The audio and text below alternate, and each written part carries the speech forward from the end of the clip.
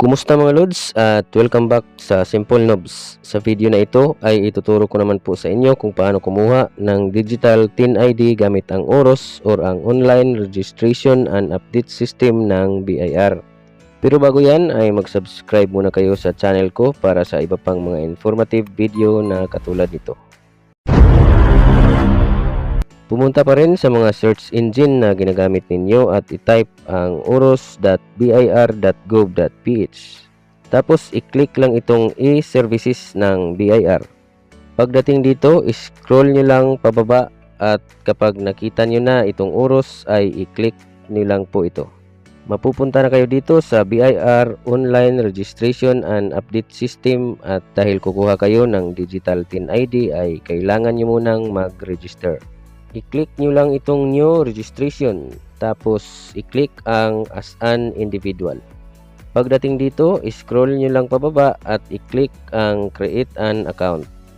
Lalabas naman po ang Term of Service and User Agreement at dahil sa haba nito ay matatagalan na po kayo kung babasahin nyo pa po ito lahat.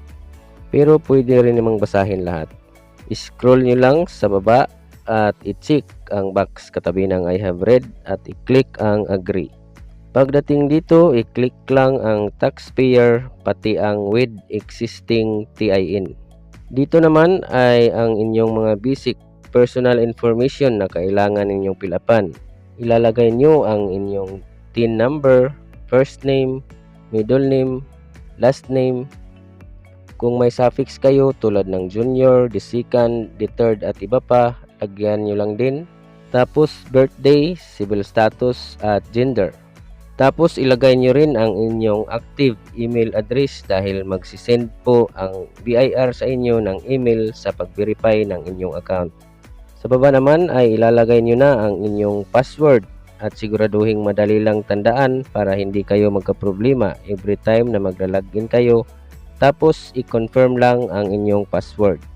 Pag okay na lahat, i-check lang ang box katabi ng I'm not a robot at i-click ang register. Tapos magsisend na ng email sa inyo ang BIR na may link para ma-verify ang inyong account. Tandaan na ang verification email na ito ay valid lang for 24 hours.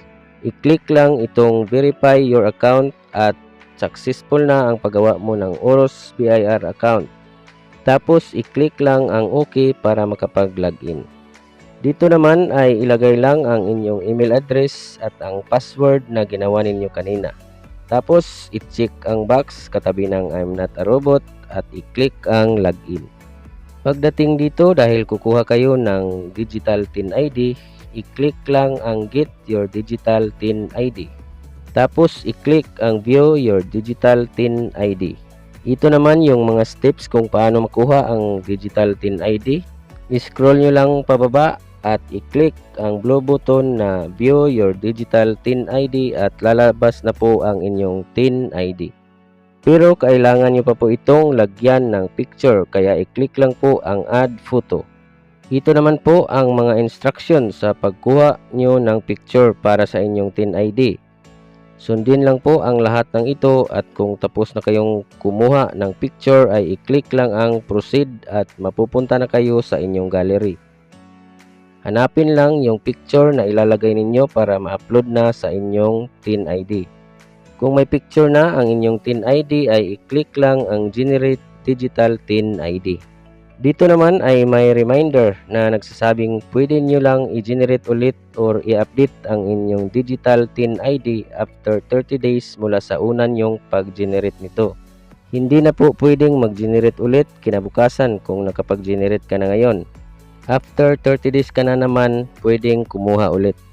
Pag okay na kayo dito ay i-check lang ang box katabi ng I have read at i-click ang confirm.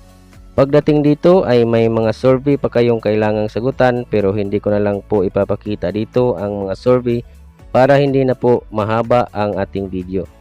Para ma-download nyo na ang inyong digital TIN ID ay bumalik lang po sa homepage ng OROS account at i-click ulit ang get your digital TIN ID.